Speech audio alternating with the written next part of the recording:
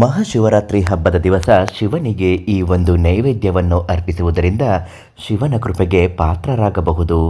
ಎಂಥದ್ದೇ ಸಮಸ್ಯೆಗಳಿದ್ದರೂ ಸಹ ಶಿವರಾತ್ರಿ ಹಬ್ಬದ ದಿವಸದಂದು ಈ ರೀತಿ ಪೂಜೆ ಪುನಸ್ಕಾರಗಳನ್ನು ಮಾಡಿಕೊಳ್ಳುವುದರಿಂದ ಮನುಷ್ಯನ ಜೀವನದಲ್ಲಿರುವಂತಹ ಸಕಲ ಪಾಪಗಳು, ದಟ್ಟ ದರಿದ್ರ ದೋಷಗಳು ಖಂಡಿತವಾಗಿಯೂ ನಿವಾರಣೆ ಆಗುತ್ತದೆ.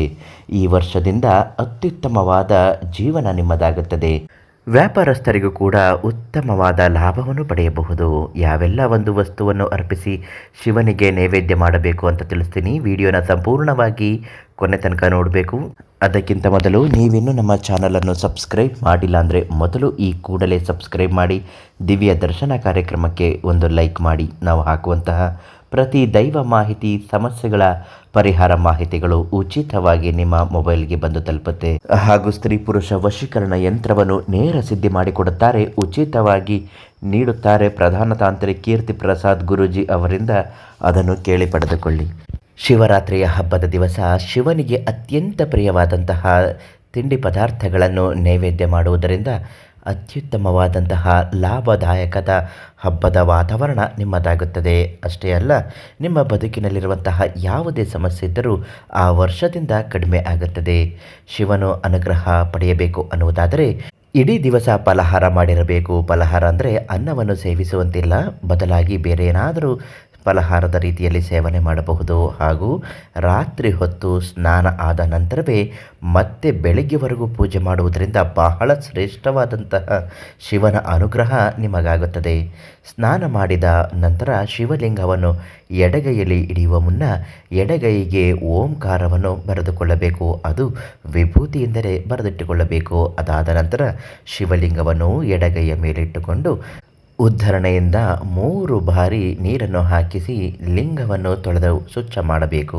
ಇದಾದ ಮೇಲೆ ವಿಭೂತಿ ಪುಡಿಯನ್ನು ಲಿಂಗದ ಮೇಲೆ ಉದುರಿಸಬೇಕು. ಚೆನ್ನಾಗಿ ಉದುರಿಸಬೇಕು, ಧೂಳು ಬರುವ ಹಾಗೆ ವಿಭೂತಿ ಪುಡಿಯಾಗಿ ಉದುರಿಸಬೇಕು. ಅದಾದ ಮೇಲೆ 3 ಬಿಲ್ವ ಪತ್ರೆಯ ದಳವನ್ನು ಲಿಂಗದ ಮೇಲಿಡಬೇಕು.